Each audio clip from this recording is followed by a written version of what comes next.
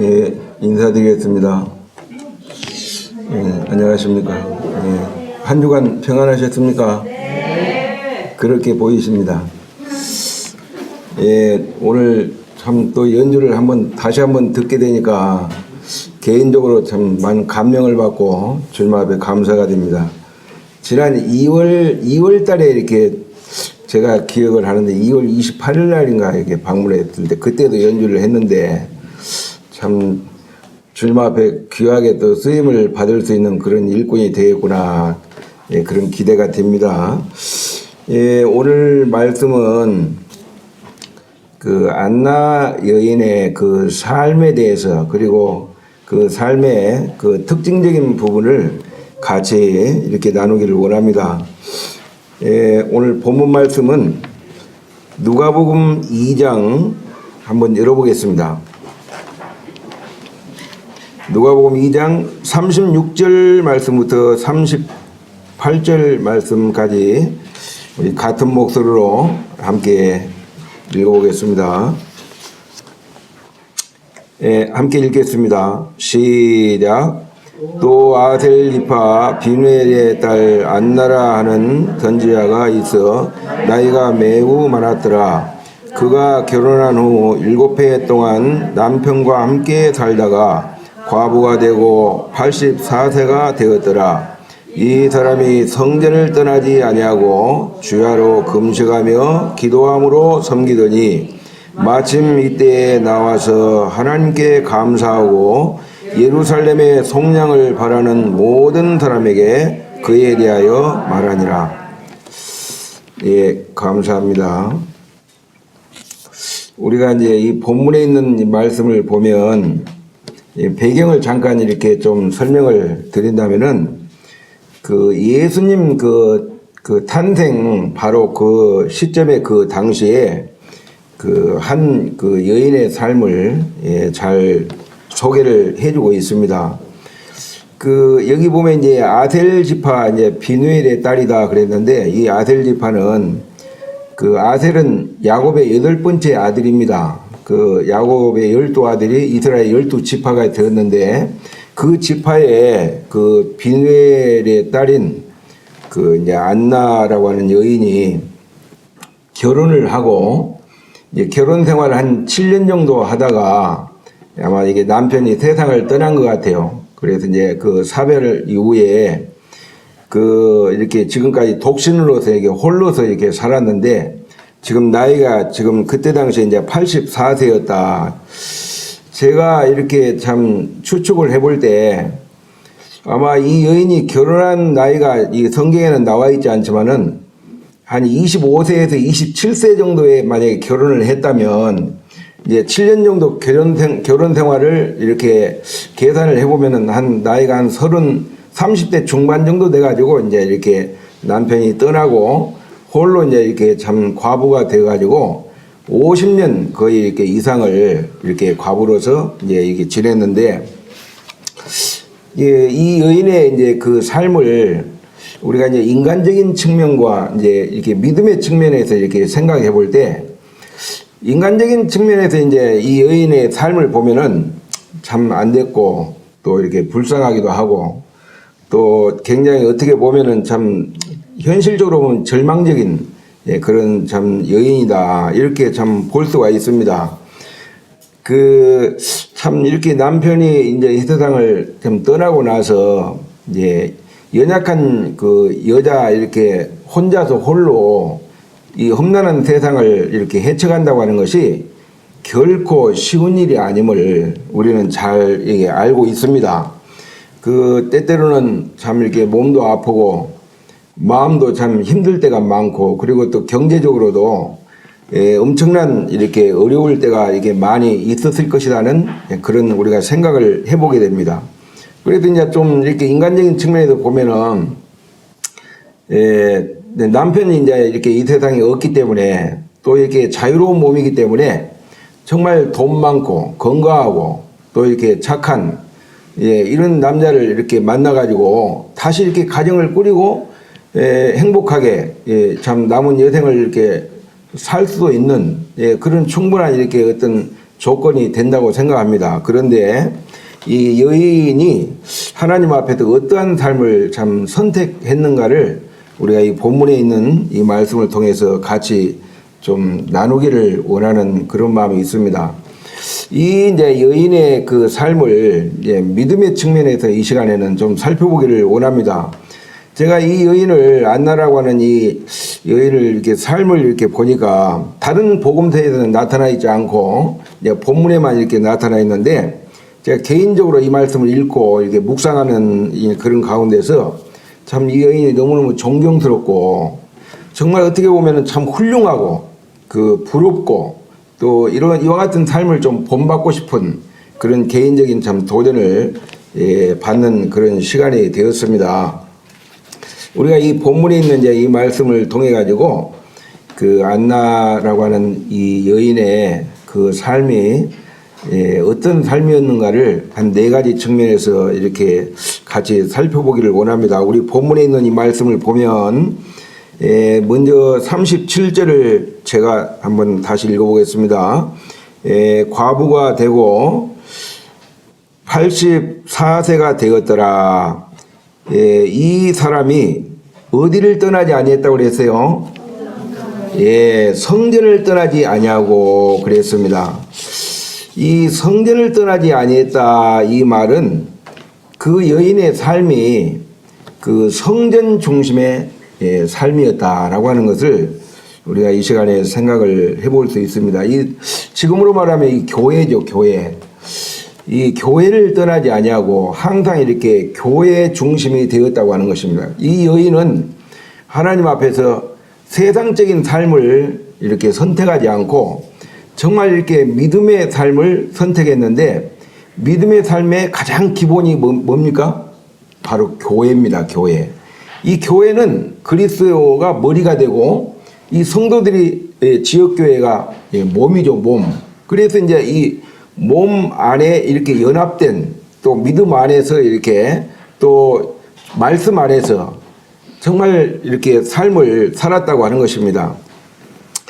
이 성전 중심의 그 삶을 살았다고 하는 것이 이제 어떤 의미가 있냐면요. 이스라엘 백성들이 과거에 그 이제 이집트에서 430년 동안을 종살이 하다가 모세의 인도를 통해 가지고 그들이 이제 이렇게 출애굽을 하고 홍해를 건너고 이제 광야에 발을 내딛고 이렇게 한 2년 지나고 나서 이제 하나님이 성막을 지시하고 그리고 이제 성막을 졌죠. 그리고 이제 이스라엘 백성들이 광야 생활 40년 동안 이제 무엇을 중심으로 살았어요? 성막을 중심으로 살았습니다. 그죠?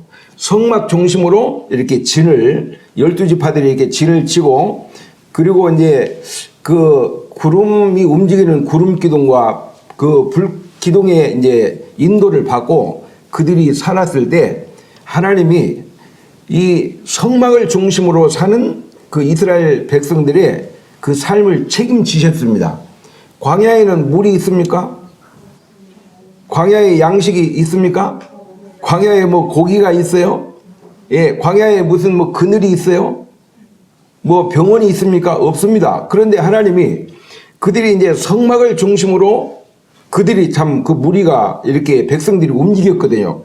그럴 때 하나님께서는 낮에는 더우니까 구름으로 탁 대형 텐트를 쳐가지고 그들을 참 이렇게 보호하시고 또 밤에는 춥기 때문에 또 불기둥을 통해서 하나님의 참 이렇게 보호를 나타내시고 그리고 목이 마를 때 하나님이 광야에서 그 사막에서 물을 공급하시고 그리고 하나님은 얼마나 참 신실하십니까? 양식이 없으니까 만나를 매일 아침마다 안식일 빼놓고는 안식일 이 전날은 이제 이틀분을 하나님께서 양식을 주시죠. 그래도 그들을 굶기지 않고 신실하게 그들에게 필요를 채우시고 또 고기가 먹고 싶다고 할 때 메추라기를 막 그냥 얼마나 많이 하나님이 주셨는지 그때 당시에 이스라엘 백성들이 메추라기를 이렇게 생각할 때 오늘 또 메추라기냐? 뭐 또 만나냐? 아마 그럴지 모르겠어요. 그런데 오늘날은 있잖아요. 너무너무 이제 이렇게 과학이 많이 발달되고 하다 보니까 고기 중에 가장 콜레스테롤이 적은 고기가 뭔 고기냐면 메추라기 고기라고 하는 것입니다. 하나님이 그때 당시에 최상의 것을 이스라엘 백성들에게 공급하셨다고 하는 것입니다. 주님이 베드로에게 또 요한복음 13장에 보면은 제자들에게 그랬어요. 너희가 시방은 알지 못하지만 후에는 알리라 그랬잖아요. 저와 여러분의 삶에 이렇게 환경을 하나님이 이렇게 허락하셨는데 아마 이렇게 불평스럽고 불만 들어올 수가 있을지 모르겠습니다. 나는 항상 왜 내 가정이, 내 직장이, 또 어떤 경제적인 면에 있어서 내 건강이 왜 항상 이 모양 이 꼴인고 이렇게 생각할지 몰라도, 지금은 불평이 나올지 몰라도 시간이 흐르고 세월이 흐르고 나면은 하나님께서 그때 당시에 가장 안전하게 나를 정말 교만하지 못하도록 겸손 가운데서 이 주님만 믿음과 소망으로 이렇게 바라볼 수 있도록 그런 환경을 은혜로 허락하셨구나 하는 것을 깨닫는 사람은 지혜로운 사람입니다. 그렇죠? 근데 그걸 깨닫지 못하는 사람은 어리석은 사람입니다. 성경에 보면요, 어리석은 반대는 참 지혜로운 사람이죠.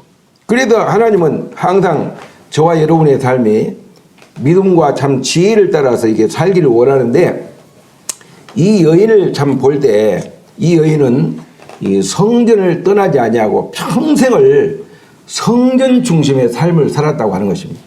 이 그리스도인의 삶이 바로 그리해야 되지 않겠습니까? 여러분, 물고기는요, 물을 떠나면은 살아남을 수가 없습니다. 그렇죠? 물을 떠나는 순간에 물고기는 무엇을 느낍니까? 바로 갈증을 느낍니다. 그러면서 퍼득거리다가 목말라 죽는 거죠. 그죠? 여러분, 그리스도인들은요, 이 주님의 피값으로 다신 이 몸 대신 교회를 성도들의 무리에서 벗어나게 되고 무리를 떠나게 되면 그때부터 문제가 생기는 것입니다. 모든 문제가 하여튼 교회를 떠난 데서부터 생기고 성도들의 어떤 교제권에서 벗어날 때부터 그때부터 이제 문제가 커진다. 인생에 이렇게 불행이 하여튼 주님을 떠난 데서부터 나타나는 것입니다. 요한복음 15장 5절에서 예수님 뭐라고 그랬습니까? 나를 떠나서는 너희가 아무것도 할 수 없다고 그랬습니다. 한번 따라서 해보세요. 나를 떠나서는 너희가 아무것도 할 수 없느니라. 뭔가 이렇게 할 수 있는 것 같죠? 나에게 뭔가 능력이 있는 것 같죠? 예? 내가 뭔가 이렇게 뭐 특별한 그런 뭐 방법이 있는 것 같죠? 내 힘으로 뭔가 이렇게 할 수 있는 것 같죠? 그건 큰 착각이고 오판이라고 하는 것입니다.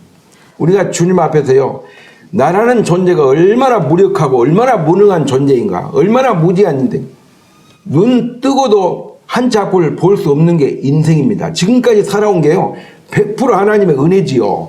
이것을 깨닫고 인정하는 사람이 자신을 올바로 깨닫는 사람이니까, 이런 사람이 교회 안에서 정말 머물 수밖에 없고 교회 중심으로 살 수밖에 없다고 하는 것입니다.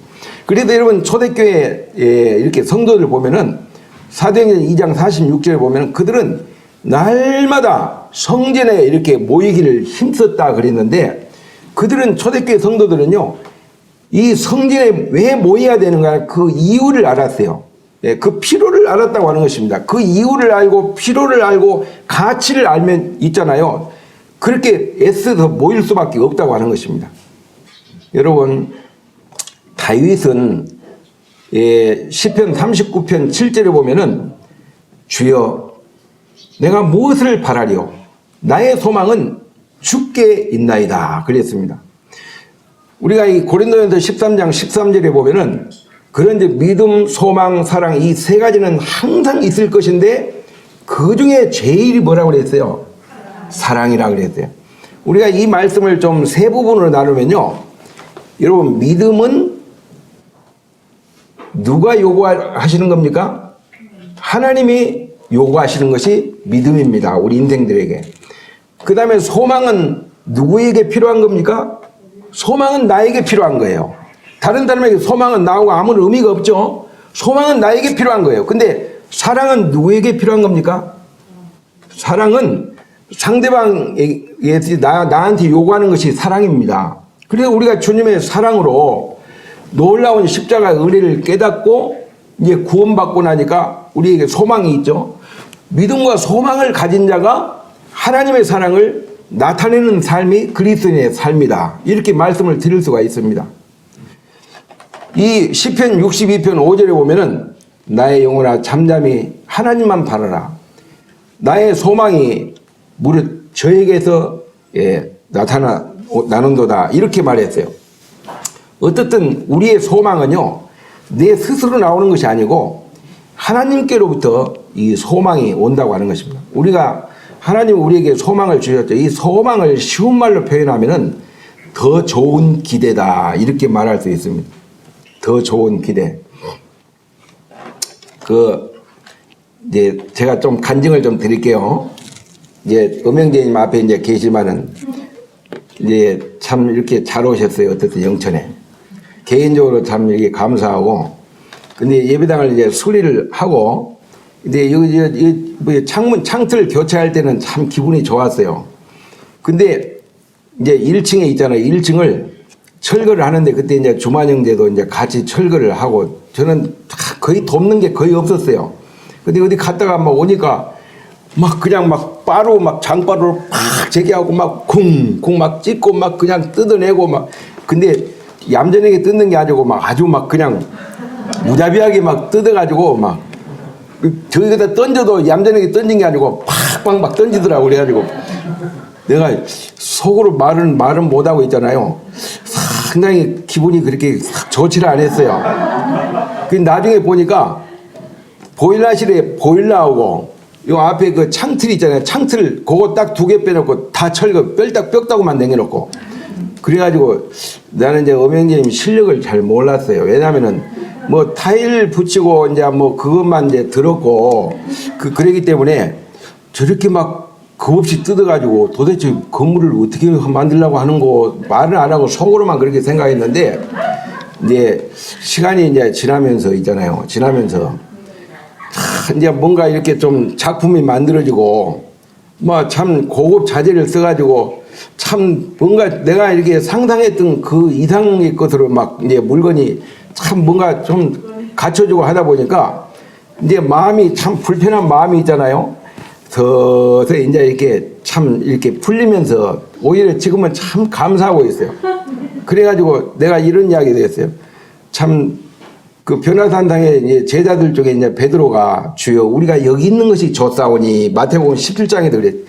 참 여기가 참 좋습니다. 그랬는데 지금은 참 집에 있으면요.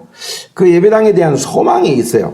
왜냐면은 막 전에는 참 이 건물이 이제 좀 이렇게 노화되다 보니까 막 전체가 우중충 해가지고 이제 막 수도도 이렇게 부식돼가지고 수도도 터지고 창틀도 좀 이렇게 그 알루미늄 전에는 좀 꺼머티티 해가지고 좀 우중충 해가지고 꼭 개다리 가죽처럼 그랬는데 지금 막 하이샷이 하얀 걸로 다 교체가 되고 화장실마다 다 새로 개조가 되고 그리고 막 그 안에 창고도 아주 막 참 너무너무 심란했는데 지금은 너무너무 잘 됐잖아요. 그래도 막 이 현대식으로 카페식으로 딱 이게 꾸며놓으니까 뭐 집에서 가만히 생각해 보면은 이 교회에 빨리 오고 싶어요. 그리고 야 밑에서 좀 살고 싶은 그런 욕심이 생겨가지고 예 그게 소망인데 있잖아요. 이 소망이라고 하는 것은 더 좋은 기대라고 하는 거예요. 더 좋은 기대를 가지고 옛날 것을 다 철거하고 왜냐하면 다 그림이 머릿속에 그려져 있거든. 그래서 내가 개인적으로 참 우리 엄영재님을 내가 과소평가 했구나 그런 생각이 들어서 참 지금은 참 너무너무 감사하고 근데 있잖아요. 이 예배당 1층에 이렇게 우리 엄영재님이 탁 시설 해놓은 거하고 천국하고 비교를 할 때 어느 게 더 낫겠습니까? 네? 천국이 훨씬 낫겠죠, 그죠? 그런데 만약에 주님이 막 일주일 해 오신다 그러면은 좀 말리고 싶어요. 왜냐하면 이제 애를 써가지고 잘 시설을 해놨는데 좀 사용을 하다가 주님이 오셔야지 그냥 시설만 해놓고 나서 쓰지도 못하고 주님 나라 가보면 얼마나 참 아쉽겠어요, 그죠? 그래서 개인적으로 참 이 감사하는 그런 마음이 있습니다. 그래서 있잖아요. 이 소망, 이 다윗이 그랬어요. 나의 소망은 주께 있나이다 그랬는데 이 안나라는 이 여인이 있잖아요. 참 홀로 이렇게 살지만 이 세상에 눈길을 주지 않고 있잖아요. 탁 믿음으로서 이렇게 소망으로서 그 중심이 누구를 향해 있었냐면은 하나님을 향해 위를 쳐다봤다고 하는 것입니다. 이 땅을 쳐다보고 세상을 바라보면요 만족이 없습니다. 그리고 실망이고 절망입니다. 그렇잖아요. 그리고 불안전합니다. 미래가. 예? 그리고 이 세상과 내 자신을 이렇게 비교해 보면 너무너무 초라합니다. 막 열등감에 이렇게 사로잡혀 가지고 마음에 평안이 없고 행복이 없습니다. 그리고 항상 불행하게 느껴집니다. 그러나 사람하고 세상하고 비교하지 않고 나의 정말 믿음과 소망이 이렇게 주님께 향하고 위를 쳐다보면 있잖아요. 세상이 부럽지 않습니다. 그렇습니까? 안 그렇습니까? 그렇죠. 예. 그래서 이 여인을 정말 바라볼 때 이 여인은 죽을 때까지 아마 성전을 떠나지 아니하고 정말 이 성전은 하나님이 참 이렇게 임재해 계신 곳이기 때문에 이 항상 하나님을 의지했다고 하는 것입니다. 정말 하나님을 의지하는 사람을 하나님께서 그 인생을 결코 절대로 실망시키지 않습니다. 하나님은 자기 자신을 의지하는 이런 사람을 하나님께서는 있잖아요. 하나님이 방패가 되셔가지고 예? 그 인생을 책임지신다고 하는 것입니다. 잠언 30장 5절에 그런 말씀이죠. 하나님은 그를 의지하는 자의 방패시라 그랬습니다. 이 여인은 정말 이렇게 하나님만을 의지하고 살았다고 하는 것입니다. 이 성도는 어떠한 경우, 어떠한 환경, 어떠한 처지에 있다 할지라도 내 자신이 중심이 돼서는 안 되고요. 가정 중심이 돼서는 안 되고 어떤 직장이나 사업이 중심이 돼서는 안 되고 항상 주님이 중심이 돼야 돼. 하나님 중심, 교회 중심, 그리스도 중심이 돼가지고 살아가는 사람은 하나님이 축복하시고요. 그 인생을 책임져 주시고 그 인생에 복의 복을 더해가지고 지경을 넓혀주신다고 하는 것입니다. 그래도 이 여인은 정말 그 여인의 그 삶의 첫 번째 어떤 특징적인 삶이 바로 성전을 떠나지 않고 성전 중심의 삶을 살았다. 예, 이런 부분을 말씀을 드리고요. 그 다음에 두 번째로는 성전을 떠나지 아니하고 그 다음에 뭐라고 그랬어요? 한번 따라서 보세요. 주야로 금식하며 기도함으로 섬기더니 이 두 번째 이 여인의 삶은 어떤 삶이냐면요. 기도 중심의 삶을 살았다. 이 기도는 어떤 사람이 기도를 합니까? 예? 내가 능력이 있다고 생각하는 사람, 내가 뭔가 할 수 있다고 생각하는 사람은 절대 기도할 하지 않습니다. 기도해야 될 필요성을 못 느끼기 때문에. 그러나 내 자신이 얼마나 참 무기력하고 하나님 앞에 얼마나 형편없는 인생인가를 알고 그 다음에 내가 믿고 섬기는 그 하나님이 얼마나 전지하시고 얼마나 전능하신지 그리고 정말 믿음으로 기도할 때 그 하나님이 그 기도를 분명하게 응답해 주신다고 하는 것을 믿는 이와 같은 확고한 믿음이 있는 사람만 하나님 앞에 기도할 수 있겠죠. 그죠? 그래서요, 이 여인을 우리가 생각할 때 이 여인은 그 남은 그 생애가 이 기도의 중심의 삶을 살았다. 어떻게 보면 이 안나 여인은요, 참 영적으로 그 신앙이 깨어있는 이제 그런 여인의 삶이었다고 하는 것을 참 보게 됩니다. 그리고 주님의 초림을 이렇게 대망하는 그와 같은 그 믿음이 강한 여인이었다는 것을 보게 됩니다. 이 안나 여인이 주야로 이렇게 금식하며 기도함으로 섬겼다. 이 말은 두 가지 의미가 있다고 생각합니다. 첫 번째로는 이 여인의 일상이 하나님만을 의지하며 살았다. 이렇게 말씀을 드릴 수 있고요. 두 번째로는 이 기도하며 이렇게 섬겼다고 하는 것, 살았다고 하는 것은 구약에 예언된 메시아를 참 이렇게 기다리며 이렇게 기도했다고 하는 것입니다. 자기 민족을 참 이렇게 죄와 사망으로부터 또 율법으로부터 정말 이렇게 죄의 굴레로부터 마귀의 이 사탄의 권세로부터 이렇게 건져줄 그 구약에 예언된 그 메시아를 기다리는 그런 정말 구약의 그 하나님의 그 약속을 정말 굳게 믿고 계속 이게 기도했다고 하는 것입니다. 우리가 이 말씀을 이렇게 생각할 때 저는 지금까지 구원받고 40년 가까이 이렇게 주님 섬겨오면서 예, 잘 힘든 것이 무엇인가를 이렇게 생각할 때 여러분이 힘든 거 뭡니까? 주님을 섬기면서 제일 힘든 것이 뭐죠? 저는 개인적으로요, 기도가 참 힘든 일이구나 이런 걸 피부적으로 느낍니다. 어떤 문제가 있을 때 이걸 주님 앞에 내어놓고 엎드리고 이제 참 간곡히 기도를 해야 되는데 참 무릎 꿇고 주님 앞에 이렇게 매달리고 기도하는 이런 일이 참 쉬운 일이 아니에요. 그렇죠? 이 기도를 이렇게 참 아침에 이제 눈을 뜨고 침대에서 엎드려가지고 항상 이렇게 좀 기도를 한참 하고 나서 한 10분 정도 안 했겠나 해가지고 시계를 보면요. 한 3분, 4분밖에 안 흘렀어요. 야, 기도하는 일이 이렇게 근데 먹고 노는 사람은요, 시간 잘 갑니다. 오래간만에 만나가지고 요새 자네 뭐 하노? 아, 전에 하던 거 안 합니까? 그때 뭐 했더라? 백수지요. 참 백수들이요 더 바쁩니다. 오라는 데는 없어요. 갈 데가 참 많은 게 백수라고 하잖아요.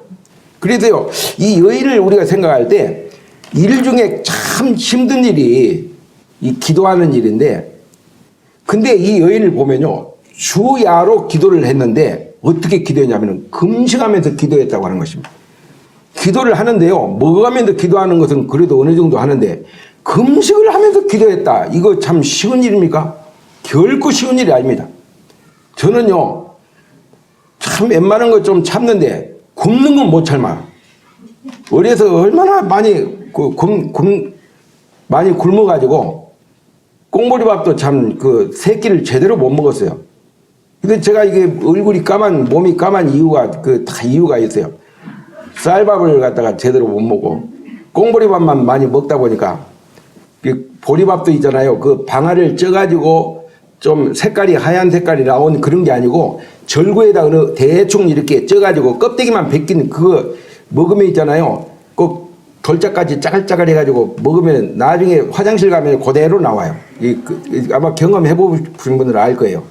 그래가지고 우리가 이제 이런 부분을 생각할 때 이 여인은 기도를 하는데 어떤 기도를 했냐면은 주야로 기도를 했고 또 금식하며 기도를 했다고 하는 거예요. 이 정도로 이렇게 절박한, 예? 정말 이렇게 주님 앞에 매달리지 않으면 안 되는 그와 같은 기도를, 분명한 기도 제목을 가지고 이 기도가 틀림없이 빨리 하루속히 좀 이루어지기를, 응답되기를 기도하는 이런 기도를 이렇게 했다고 하는 것입니다. 그 데살로니가전서 5장 17절에 보면은 쉬지 말고 기도하라 그랬잖아요. 예? 항상 기뻐하라, 쉬지 말고 기도하라, 범사에 감사하라, 이는 그리스도 예수 안에서 너희를 향하신 하나님의 뜻이니라 그랬잖아요. 이 성도들은요 범사에 기도를 해야 돼요. 특별하게 기도할 어떤 제목이 있을 때 그것만 막 해결하기 위해서 기도하는 게 아니고 큰 일이든 작은 일이든 항상 우리의 일상에 주님 앞에 이렇게 묻고 뜻을 묻고 주님 앞에 이렇게 아뢰고 그 다음에 나의 원대로 마옵시고 아버지의 원대로 되기를 원하는 이런 자세로 항상 이렇게 기도의 그런 신앙, 기도하는 신앙, 그런 자세, 예. 그런 가운데서 이제 이렇게 주님을 이렇게 섬기는. 그래서 골로새서 4장 2절에도 보면은 기도를 항상 힘쓰고 기도의 감사함으로 깨어 있으라 그랬잖아요. 기도를 하는데 막 그냥 원망과 불평의 자세가 아니고 항상 감사하는 그런 마음을 가지고 기도를 해야 된다는 거예요. 왜냐하면 이 기도가 내가 기도하는 대로 내가 원하는 대로 응답될 수도 있고 안 될 수가 있어요. 그렇죠. 왜냐하면 내가 원하는 대로 응답이 안 되는 것이 주님의 뜻일 때 응답이 안 이루어지는 거죠. 그러면 이게 안 되는 것이 주님의 뜻이구나. 그러면 내 의지를 내려놓고 범사의 하나님을 인정하는 이런 자세가 그게 합당한 성도의 자세라고 보여집니다. 그래서요 이런 부분을 생각할 때 이 여인은 이 기도 중심의 삶을 살았다. 근데 기도가 참 쉬운 일은 아니지만은 정말 이 기도가 얼마나 절박한 기도였는가를 이 여인의 정말 이 기도를 통해서 우리가 볼 수가 있습니다. 세 번째로는 여기 38절에 보면은 마침 이때에 나와서 하나님께 뭘 했다고 그랬어요? 예, 하나님께 감사하고 그랬는데 이 여인의 세 번째 삶의 특징적인 부분이 뭐냐면은 감사 중심의 삶을 살았다고 하는 것입니다. 예. 뭐 이 여인을 우리가 생각할 때 아니 30대 중반에 이렇게 홀로 과부가 돼가지고 나이가 현재 84세인데 하나님 앞에 불평하고 원망하고 짜증을 내려면은 이게 끝이 없는 거예요. 왜냐하면 이 정상적인 참 남편과 함께 이렇게 행복하게 사는 그런 가정들을 볼 때 비교를 하면은 내가 불행하잖아요. 그러면 하나님 앞에 불평할 수 있죠. 그리고 세상 사람들 볼 때 하나님 정말 하나님도 안 믿고 예, 율법을 무시하고 이 성전을 떠나서 사는 저런 사람들도 참 이렇게 결혼해가지고 건강하게 잘 살고 부자로 잘 살고 행복하게 잘 살아가는 것 같이 보이는데 나는 이렇게 하나님을 성전을 떠나지 않고 늘 주야로 이렇게 금식하면서 이렇게 하나님 앞에 기도하고 사는데 왜 내 삶이 이 모양 이 꼴입니까? 이렇게 해가지고 하나님 앞에 원망하고 불평하다가 이 신앙의 그 노선에서 얼마든지 세상으로 흘러갈 수 있습니다. 예. 포기할 수 있습니다. 그런데 이 여인이 이거 볼 때 마침 이때 하나님께 나와서 참 감사했다. 이제 이렇게 말하고 있습니다. 여기서 여러분 그 마침 이때라고 하는 건 뭐냐면은 아기 예수님이 탄생한 지가 8일이 돼가지고 이제 할례를 행하고 나서 모세의 율법에 따라 가지고 첫 해에 처음 난 이 장자를 하나님께 드리기 위해서 요셉과 마리아가 그 아기 예수를 이제 이렇게 데리고 안고 이 성전에 왔어요. 성전에 데려왔을 때 이 안나라고 하는 이 여인이 성령의 어떤 특별 계시를 통해서 예수님을 알아본 거예요. 이분이 바로 정말 구원자구나. 왜냐하면 이 여인은 지금 예수님을 만나기 전에 하나님 앞에 뭘 했다고 그랬어요? 예? 주야로 금식하며 기도했다고 그랬죠? 여기도 주야로 금식하며 기도하는 것이 기도의 제목이 뭘까요? 이 구약에 예언된 메시아, 예? 이 구주를 예, 주시겠다라고 하는 그걸 굳게 믿고 계속 80평생을 예? 기도한 거예요. 이와 같은 정말 기도의 일꾼이 있었기 때문에 하나님이 적당한 때 이 살아생전에 이 여인 안나 여인이 살아있을 때 성전에 이렇게 아기 예수를 이렇게 안고 왔을 때 성령께서 그걸 깨닫게 하시는 거예요. 그때 정말 하나님은 얼마나 의뢰로우신 분이고 얼마나 자비로우신 분이고 얼마나 신실하신 하나님인가. 내 기도를 정말 멸시하지 않고 외면하지 않고 살아생전에 이 기도를 응답하셔가지고 정말 이 구세주 바로 그분은 하나님이지만 인류의 구원을 위해서 인간의 육체의 몸을 입고 이 땅에 정말 성자 하나님으로 나타난 그 아기 예수를 바라볼 때 하나님 앞에 감사할 수밖에 없었다고 하는 것입니다. 이게 바로 정말 영적인 기도고 믿음의 기도고 먼저 그 나라와 의를 구하는 그런 기도가 아니겠습니까?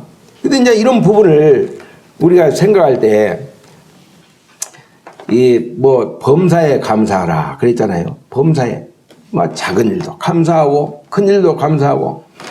여러분 기적이라고 하는 것은 저는 요즘에 그런 생각이 기적이라고 하는 것은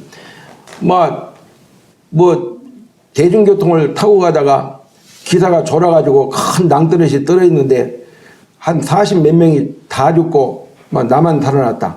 그래서 이게 기적, 물론 그 기적일 수 있습니다만은 그걸로 인해서 감사하는 것은 진정한 감사가 아니고 진정한 기적이라고 하는 건요. 그냥 우리의 일상의 기적이에요. 그죠? 이렇게 내가 내 스스로 있잖아요. 호흡을 할 수 있는 거. 이게 기적이고 내 발로 화장실 다녀온 거. 그게 기적이고, 그죠? 음식을 먹을 때 내 손으로 젓갈로 집어가지고 수저로 국을 떠먹고 이렇게 하는 거. 이게 기적입니다. 그렇죠? 예? 내 발로 직장 다니고 왔다 갔다 하는 거 기적이고 운전하는 거 기적이고 내 발로 주님 앞에 나와서 예배드리고 입을 열어서 찬양하고 감사하고 이게 기적이 이게 우리의 일상이 기적인 거예요. 뭐 특별한 게 기적이 아니에요. 그래서 이게 감사할 수 있는 거죠. 이 그리스도는요 어떤 경우에 있다 할지라도 하나님 앞에 원망이나 불평보다는 항상 감사 쪽으로 이 마음을 돌려야 돼요. 불평한 일이 있고 원망할 일이 생기죠. 그러나 그 불평을 하고 원망을 하게 되면 그게 하나님 앞에 죄가 되는 거예요. 이미 엇그러진 물을 쓸어 담을 수 없잖아요. 그런데 속으로 이렇게 생각할 때 하나님의 뜻이 있겠지. 더 좋은 것을 주시겠지. 예? 아직까지는 내가 기도하고 있지만 하나님의 때가 안 되었구나. 예? 더 신령한 것, 더 영적인 걸로 하나님이 정말 보상하시겠지. 이런 믿음의 그런 자세를 가지고 주님 앞에 지금 현재는 뭔가 이렇게 열매가 안 나타나고 결과가 안 좋게 보이지만 하나님 편에서 볼 때는요, 그게 마지막 결과가 아니거든요. 하나님의 때가 되고 하나님의 시간이 되면요, 항상 주님은 우리를 실망시키지 않고 더 좋은 것들로 이렇게 보상하시고 이렇게 축복하시는 그런 하나님인 것을 우리가 볼 수가 있습니다. 어떻게 보면요, 이 안나 여인은 그 80평 된 그 삶이 무엇으로 이렇게 몸에 배어 있었냐면은 아마 감사가 그 삶에 몸에 배어 있었던 것 같아요. 그래서 어떤 경우에 있다 할지라도 다 그냥 감사가 쉬지 않고 주님 감사합니다. 누가 조그마한 걸 줘도 별로 쓰잘데없는 거 이런 걸 줬다고 그런 것이 아니고요. 감사하고 아이고 내가 지금은 필요 없는 것 같지만 나중에는 주님이 필요하니까 주셨겠다 생각하고 감사하고 이런 감사하는 이런 자세, 이런 자세를 가질 때 하나님은 더 큰 걸 이렇게 주시는 그런 하나님인 것을 볼 수가 있습니다. 여러분 고린도전서 15장 10절에 보면은 사도 바울은 이런 고백을 했습니다. 나의 나 된 것은 하나님의 은혜로 된 것이다. 그래 한번 따라해 보세요. 나의 나 된 것은 하나님의 은혜로 된 것이니. 여러분이 지금까지 이렇게 살아온 것이 여러분의 힘으로, 여러분의 능력으로 지금까지 살아왔습니까? 예, 그런 분은 안 계실 겁니다. 저도 마찬가지입니다. 저도 있잖아요. 지금까지 과거의 삶을 하나님이 참 이렇게 신실하게 지켜주시고, 현재의 삶도 하나님이 책임지시고, 앞으로 미래의 삶도 하나님이 책임지십니다. 여러분, 여기까지 인도하신 에벤에셀의 하나님, 그죠? 여기까지 인도하신 하나님은 에벤에셀 하나님입니다. 그렇죠? 그리고 지금 우리와 함께 하시는 하나님은 어떤 하나님입니까? 임마누엘 하나님이죠. 그죠? 그리고 앞으로 미래의 우리의 삶을 책임져 주시는 그런 하나님은 어떤 하나님입니까? 여호와 일의 하나님입니다. 예?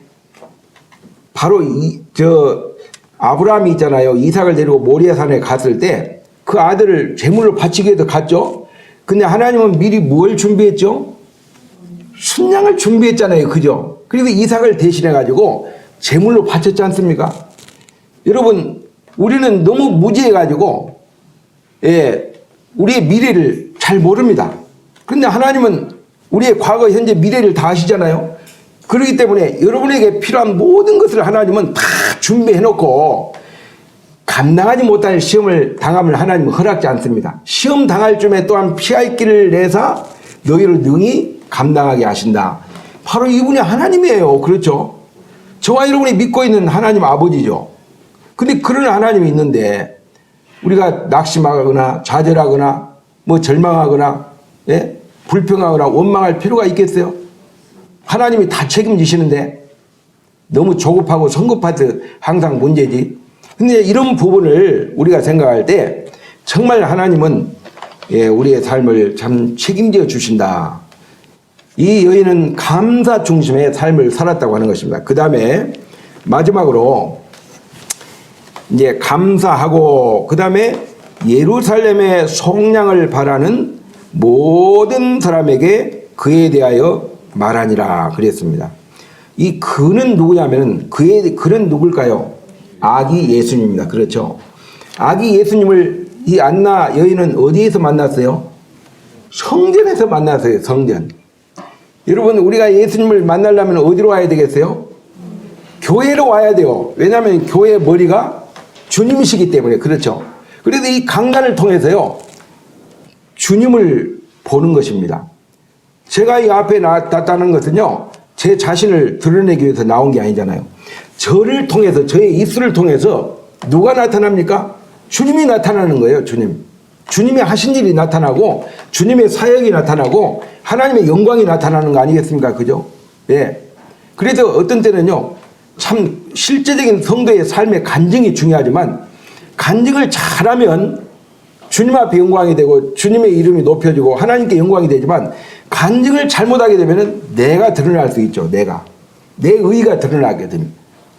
그래서 제가 어느 이제 이렇게 모임에 집회를 오라고 해서 갔는데요. 형제님 사역 간증을 좀 해줬으면 좋겠다. 저 시간에 그래가지고 제가 뭐 사역 간증할 게 없습니다. 그 하래요.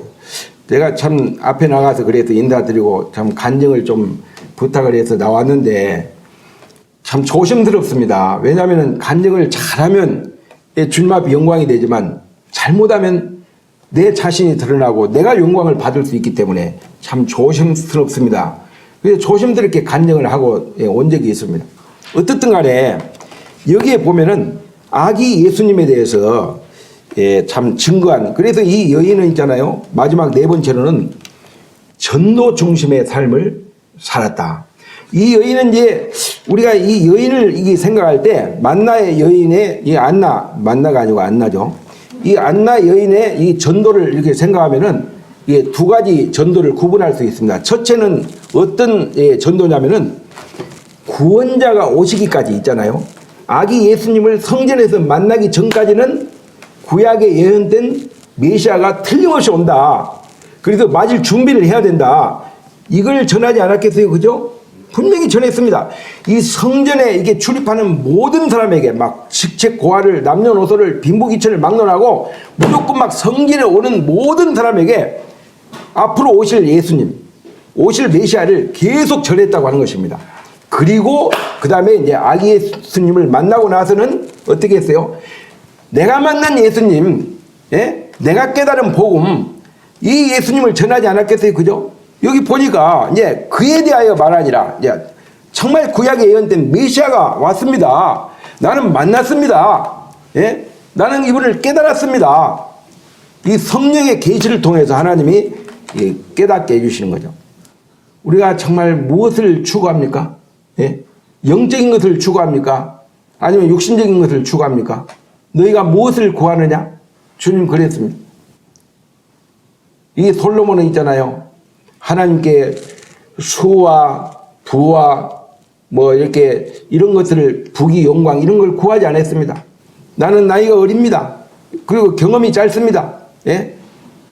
연륜이 정말 없습니다. 그래서 나에게 지혜로운 마음을 줘가지고 백성들을 잘 다스리는 지혜를 달라고 했을 때 네가 수와 부와 영광을 구하지 않고 정말 그 지혜를 구했기 때문에 내가 너에게 덤으로 그냥 하나님께서 장수도 주시고 오래오래 살 수 있는 그리고 부귀 영광을 이게 주셨는데 이 인류 역사 가운데 있잖아요. 솔로몬보다도 전우를 막론하고 솔로몬보다도 더 이렇게 부귀와 영광과 권세를 누렸던 왕이 있을까요? 없습니다.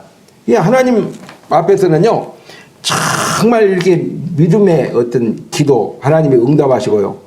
그리고 이제 그렇게 기도했을 때 이 메시아를 만나게 하고 또 만난 이후에 이 여인의 그 삶을 보면은 이 아기 예수님에 대해서 인간의 어떤 입장이나 눈치를 보지 않고 끊임없이 이렇게 복음을 거침없이 전했다고 하는 것입니다. 이 복음 전도는 왜 중요한가? 이 부분만 몇 가지 말씀드리고 마치도록 하겠습니다. 이 전도의 중요성을 모르는 성도는 없을 겁니다. 전도가 정말 왜 우리에게 정말 중요한가를 이렇게 생각할 때 이 때가 있어요. 복음 전하는 때가. 다 보니까 그렇더라고요. 뭐 전도는 세 때가 중요하다고 하잖아요. 뭐 내 때가 있고 상대방의 때가 있고 주님의 때가 있다고 그랬잖아요. 내일 가서 전해야 되겠다 그랬는데 나는 안 죽었는데 가서 복음 전하러 가보니까 병원에 가보니까 벌써 장례식을 치르고 있어요. 그러면 복음 못 전하는 거죠. 그죠? 내일 전해야 되겠다 했는데 그 사람은 안 죽었는데 내가 죽을 수 있잖아요. 심장마비로 갑자기 갈 수 있고 교통사고로 갑자기 갈 수 있잖아요. 그죠? 돌연사로 죽을 수 있어요. 나도 안 죽고 상대방도 안 죽었는데 주님이 오늘 오셔버리면 끝나버리는 거예요. 그래요, 안 그래요?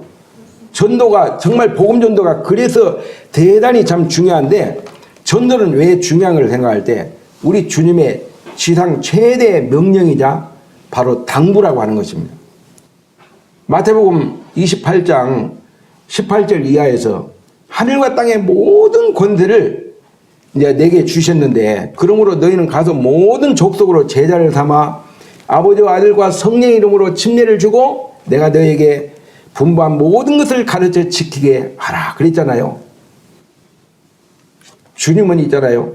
모든 민족이 다 이방이든 유대인이든 다 복음을 듣고 다 구원받는 것이 하나님의 뜻이에요.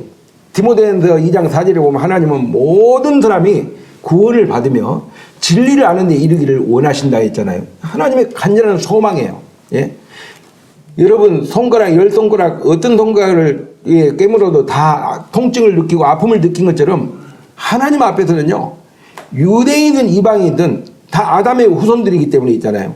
하나님은 유대인의 하나님 뿐이시뇨 이방인의 하나님은 아니시뇨 진실로 이방인의 하나님도 되시느니라 그랬어요. 하나님은 모든 사람이 다 구원받기를 원하신다고 하는 것입니다. 그래서요 이 전도라고 하는 것은 주님의 참 명령이자 참 간절한 이 간청이라고 하는 것입니다. 그래서 우리가 이 전도를 해야 돼요. 전도라고 하는 것은 어명입니다. 어명. 주님의 어명. 한번 따라서 보세요. 전도는 어명이다. 여러분 백성들이 왕의 명령을 만약에 거스리고 왕의 명령을 불복종하게 되면 어떻게 될까요? 죽음 길밖에 다른 게 없습니다. 죽는 길밖에 없습니다. 이 전도는 어명이에요. 그 정도로만 해도 되고 안 해도 되는 그런 차원이 아닙니다. 그래도 이 전도는 주님의 명령이다라고 하는 것을 말씀을 참 드리고 싶습니다. 이 전도는 있잖아요. 그래서 이제 어떤 은사 물론 은사 있는 분들이 복음을 전하는 건 맞지만은 이 전도는 은사 차원보다는 사명 차원입니다. 구원받은 모든 성도들 있잖아요. 다 복음을 전해야 될 책임이 있고 의무가 있습니다. 그렇죠? 내 가족에게 그 이웃에게 동료에게 여러분이 알고 있는 모든 지인들에게 그리고 이 지역거리에 있는 영혼들에게 복음을 전해야 될 책임이 있어요. 어떻든 간에 간접적인 책임. 그래도 만약에 복음을 전하지 않고 그가 정말 복음을 듣지 못하고 죽었다 그러면은 나에게 책임이 있습니다. 그래도 이 복음을 전하지 않는 사람은요 살인자와 같습니다. 간접적인 살인자와 같아요. 이 저수지를 지나가는데 어린아이가 빠져가지고 막 허우적거리는 걸 보고 내가 그 아이를 건져주면 그 아이는 삽니다. 그렇죠? 그런데 분명히 내가 이대로 방치해두면 죽는다고 하는 걸 알면서도 그냥 지나가면은 그 아이는 어떻게 됩니까? 죽죠. 그러면 이게 살인자가 되는 거예요. 간접적인 살인자가. 근데 이 복음 전도가 이렇게 중요하다고 하는 것입니다. 그 다음에 이 전도는 왜 중요하냐면요. 전도는 생명을 구원하는 일이기 때문에 전도가 참 중요하다고 하는 것입니다. 여러분 짐승은요. 우리 짐승을 참 걷어주고 짐승을 우리가 사랑해야죠. 근데 짐승은 천국하고는 아무 관계가 없어요. 지옥하고 관계가 없어요. 네. 우리가 잘 돌봐주고 애정을 쏟고 그런 건 필요합니다. 그러나 평생을 돌봐줘도 그 영혼이 구원받지 못하면 구원받을 수가 없습니다. 네. 마태복음 16장 26절에서 사람이 만일 온 천하를 얻었다 할지라도 제 목숨을 잃으면 무엇이 유익하겠느냐? 무엇을 주고 제 목숨과 바꾸겠느냐? 그랬잖아요. 이 영혼이라고 하는 건요. 한 번 구원받지 못하면요. 영원한 멸망의 지옥에 떨어지면요. 돌이킬 수가 없어요. 이 지옥은 입구는 있는데 출구가 없다고 하잖아요. 한 번 들어가면 영원히 나올 수 없는 것이 지옥입니다. 밤낮으로 영원히 고통을 받는 것이 바로 멸망의 지옥인데 이와 같은 멸망의 지옥에서 저와 여러분을 건지기 위해서 하나님이 그 구원자를 보냈잖아요. 근데 그 구원자를 통해서 구원의 길을 열어놨잖아요. 우리가 할 수 있는 것이 뭡니까? 그 영혼들을 구원시키는 일입니까? 그거 아닙니다. 죽어가는 영혼들을 구원시키는 일은 누가 합니까? 주님이 하시는 거예요. 그리고 우리가 저와 여러분이 할 일은 뭡니까? 전하는 길밖에 없어요. 내가 만난 예수님, 수가성의 여인이 그래 요한복음 4장에서 주님을 딱 만나고 나서 막 물동이를 버려두고 수가성 동네에 들어가지고 내가 만난 정말 그분을 메시아를 봐라. 예? 내가 과거에 내가 정말 어떠한 사람인 것을 그분이 정말 다 알고 있는 분이다. 그래가지고 자기가 만난 메시아를 증거했을 때 그 동네 사람들이 여인의 전도를 받고 나와봤어요. 그리고 나서 이제 예수님을 통해서 복음을 들어보니까 아, 이분이 정말 메시아구나. 그래서 이제 그 동네 사람들이 거의 다 이렇게 주님을 만났잖아요. 구원을 받았잖아요. 우리가 할 수 있는 건 뭐냐면 전하는 일밖에 할 수 없어요. 그냥 증거하는 거예요. 내가 만난 예수님. 나는 있잖아요. 구변이 좋지 않아가지고 말을 잘 못해서 복음을 잘 못 전합니다. 그런 것이 아니에요. 그냥 참 내가 예수님 믿기 전에는 참 행복하지 않았고 참 그 삶이 불안했는데 어쨌든 친구의 권위로 내가 교회 가서 하나님 말씀을 들으면서 바로 예수님이 내 죄를 위해서 십자가에서 죽으심으로 내 죄를 다 용서했다는 것을 딱 믿고 예수님을 내 마음에 모시고 나니까 마음이 너무너무 기쁘고 그 다음에 지금 죽어야 천국 갈 수 있으니까 너무너무 참 행복합니다. 그냥 이게 실제적인 간증 아닙니까? 어제 어버이날을 해가지고 이제 저희 아내하고 이제 포항에 요양병원에 이제 저희 어머니한테 이제 갔어요. 뭐 이것저것 좀 사들고 이렇게 갔는데 이제 대면이 안 되잖아요. 그것도 비대면인데 그 하도 막 이제 면회자들이 많다 보니까 이제 좀 오셔가지고 좀 대기를 해야 됩니다. 그래서 예 알겠습니다. 갔어요. 근데 이제 심상치 이제 이렇게 엘리베이터에다 해가지고 이제 그 1층 통로에서 방충망을 딱 나눈 상태에서 이제 이렇게 비대면으로 마스크 쓰고 이렇게 하니까 그 이게 간병하시는 아주머니가 아드님 오셨어요? 며느님 오셨어요? 그랬더니 예? 이제 말을 잘 못 알아들으세요. 연세가 올해 96세이기 때문에 잘 못 알아들어요. 아드님 오셨어요? 그랬더니 예? 그래가지고 방충망을 제가 열었어요. 나요, 나 아들 그랬더니 이게부터만 아들? 그래가지고 이제 막 손을 이렇게 내밀더라고요. 그래가지고 참 저희 어머니가 참 소위 난 놓고 기억자도 모르신 분인데 제가 구원받고 나서 참 주님 앞에 눈물로 이렇게 기도했어요. 그래서 저희 어머니가 82년도에 주님을 영접했거든요. 근데 그를 모르시는데 구원에 대해서는 분명하고 확실하거든요. 예. 그래서 이제 저희 어머니가 전도를 얼마나 지혜롭게 하시냐면요. 인천에 가셨어요. 인천에. 큰딸님한테 가가지고 뭐 큰 누님이나 뭐 매형 뭐 조카들 복음에 대해서 관심이 없어요. 근데 야, 나 교회 가야 되는데 나 좀 데려다 줘라. 나 교회가 어딘지도 모른다. 글도 모른다. 그러니까 이제 그 전화번호하고 이제 주니까 이제 그 누님이 이제 모시고 이제 가서 끝날 때 나 못 가니까 너 같이 있어라. 그래가지고 이제 복음을 같이 듣는 거예요. 그래가지고 몇 번 왔다 갔다 하다 저희 누님 구원받고 또 매형 구원받고 이제 주님 나라 가시고 그랬잖아요. 또 이제 저 부안에 가셔가지고 막내님한테 야, 내가 부안 가서 교회 가서 예배를 드려야 되는데 어디가 있냐? 좀 한번 알아봐라. 그래가지고 이제 막내 조카가 이제 주소 들고 이제 버스 타고 이제 가서 딱 이제 끝날 때까지 같이 있으라 이거. 그래서 이제 그 같이 있다가 이제 그 이제 막내가 이제 그 복음 듣고 구원받고 또 조금 있다가 이제 또 누님한테 야, 나 좀 데려다 주라. 그래가지고 이제 그냥 같이 있으라 끝날 때까지. 그래서 누님 구원받고 그렇게 해가지고 이제 구원을 받는 거예요. 그러니까 이제 글을 몰라도 하여튼 하나님이 그렇게 하시더라고. 이게 전도예요. 뭐 막 장황하게 뭐 참 구약의 예언된 메시아가 막 오셔가지고 이렇게 뭐 몇 장 몇 절에서 막 성취를 하고 물론 이제 그 젊은 사람한테 필요하고 노인네 전도는요 그렇게 쉽게 간편하게 막 복잡하지 않게. 여러분 박사하고 박사 아닌 사람하고 어떤 차이가 있냐면은 박사 아닌 사람이 있잖아요.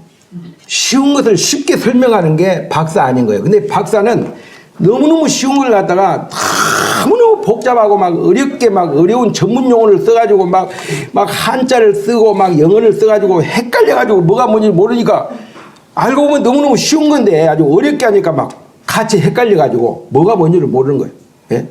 막 신학 박사 해가지고 막 외국에서 무슨 신학을 하고 막 저는 그래가지고 무식해가지고 뭐 영어도 잘 못 쓰고 뭐 한자도 잘 못 쓰고 그러지만 내가 깨달은 예수님 전하면 되는 거 아닙니까? 그러면 장땡이지 뭐.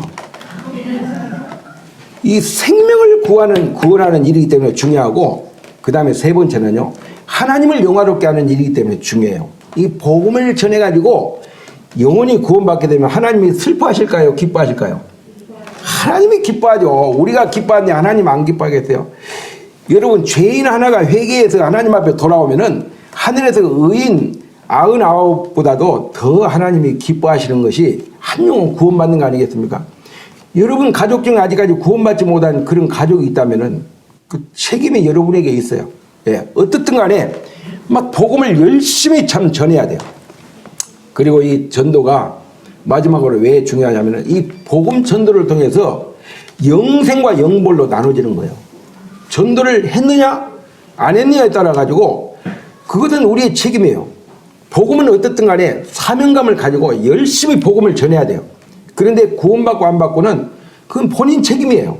예, 하나님이 하신 일이에요. 본인이 싫다면은 어쩔 수 없는 거예요. 그러나 복음을 전하는 일은 우리가 할 일이다. 그것을 제가 이렇게 말씀을 드리고 싶어요. 그래서 이 여인을 우리가 생각할 때 이 여인은 정말 얼마나 참 이렇게 신앙이 참 놀라운 그런 참 신앙인가를 참 우리가 이렇게 생각할 때 이 안나 여인 같은 경우는 참 믿음이 강한 또 믿음의 비밀을 가진 것 같은 여인이고, 그리고 매사에 참 절제할 줄 아는 그런 여인이라고 하는 것입니다. 정말 하나님 말씀을 따라서 자기의 육신을 참 이렇게 하나님 말씀 앞에서 통제하고, 그리고 세상을 바라보지 않고 주님만 이렇게 바라보는, 그리고 사명감이 투철한 여인이었다고 하는 것입니다.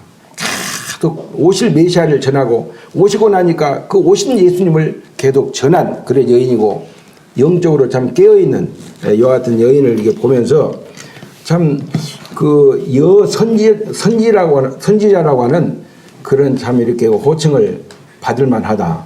참 여인이지만은 참 얼마나 경건하고 신실하고 헌신적인 그와 같은 여인의 삶이었는가를 잠시 이렇게 같이 살펴봤습니다. 이상으로 마치겠습니다.